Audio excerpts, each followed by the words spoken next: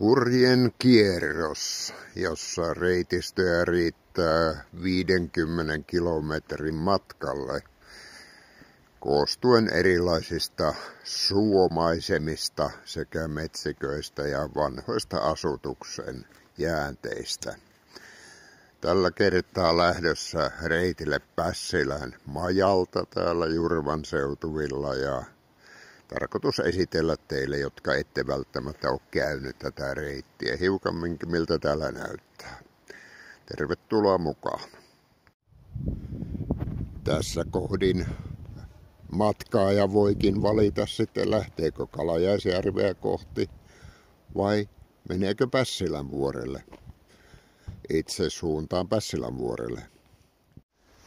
Pässilän luontopolku on nimensä mukaisesti luontopolku, sillä välistä reitti katoaa tuonne aluskasvillisuuden sekaan, jolloin matkaajan tulee olla hiukan tarkkana, miten etenee. Osa reittiä kulkee metsäteitä pitkin, joidenka varrella on tuommoisia jylhiäkin kallioita. Niihin matkaajan tekisi mieli käydä vähän kiipeilemässä, mutta kun tuo aika menee niin joutuisaa, niin jätetään toisen kertaan. Osa reittiä on hyvinkin kostea ja märkeä, mutta sehän ei ole kuin varustelukysymys. Tämä on sitä kauneutta, mitä luontomatkailija matkoillaan kohtaa. Erinäisiä puroja ja virtoja riittää täällä metsän siimeksessä. Pieni polku metsän halki vie yli kallioiden, läpi laaksojen. Reitti jatkuu keskellä metsääkin. Täällä on viitat olemassa mitä pitkin tai mitä seuraten voisi jopa löytää perille, mihin on menossa. Siltojakin näyttää reitillä löytyvän. Esteitäkin on tiellä välistä tai polulla paremminkin, mutta eiköhän niistä selvitä. Suomaastoa täällä on aika lailla ja muutaman kerran jo jalakki tuossa yrittäneet kastua, mutta ei ole ihan onnistunut.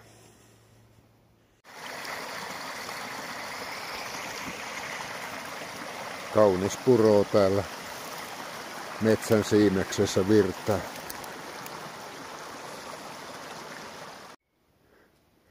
Reitille mahtuu myös kallioista maisemaa ja polku kiemurtelee tuolla kallioiden seassa. Taas puro virtaa täällä. Niin rauhasta on täällä luonnon huomassa, vain veden solina kaverina. Risteyskohta. Tästä pääsisi tuonne Pässilän vuorelle, joka on sinänsä kaunis paikka ja kokemisen arvoinen paikka, mutta tänä päivänä ajattelin mennä tämän hiukan lyhyemmän reitin. Äijän pelto.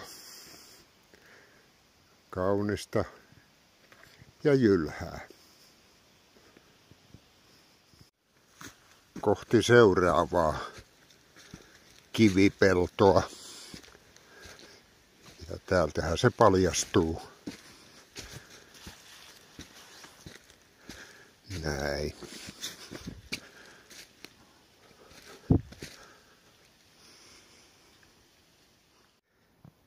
Hetkeksi polku muuttuu metsäiseksi tieksi, jota pitkin astelen vähän toista kilometriä ja jos sitä taas pääsis metsään sitten. Pässilän polku jatkuu.